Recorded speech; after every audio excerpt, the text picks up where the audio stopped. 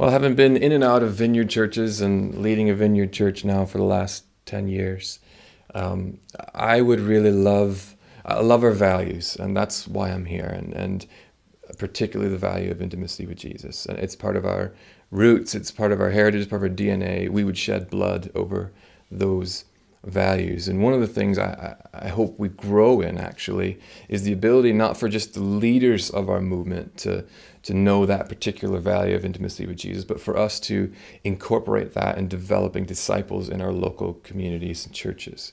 And I had an experience a couple of years ago at a Vineyard conference where we all come to the NLC as leaders, and intimacy is one of our big values. And the worship comes, and we just love being in the presence of Jesus. But then going back to my own church, and being frustrated that we couldn't get this intimacy thing in worship. And I could see it at the NLC, and I loved it, but I couldn't translate the value into my local context. So I felt the Lord speak to me, well, you're not teaching anyone how to be intimate with Jesus. So how do you expect them to have that value?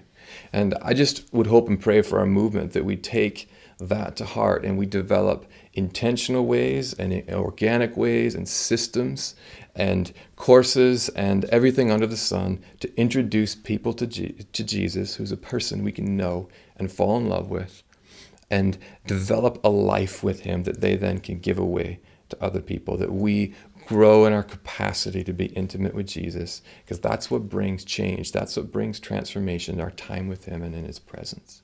I also believe that one of my passions would be that we grow in our preaching and proclamation of the gospel. I believe that the Lord has preachers that he's laying his hand on in the Vineyard movement, and he wants to grow that. And that's going to mean theological training. That's going to mean new experiences. That's going to mean taking big risks on people. That's going to be men and women stepping up and preaching the gospel in the power of the Holy Spirit. But I believe that the Vineyard can grow on its heritage of preaching and theological training and study, and to grow even deeper in those areas. And I believe that we're to be a movement of preachers, and I believe that we're to be able to thunder the scriptures out there and preach the gospel and have men, women, and children respond to that, and have signs and wonders following. And I'm praying for a generation of men and women to be raised up to preach the gospel in season and out of season, and to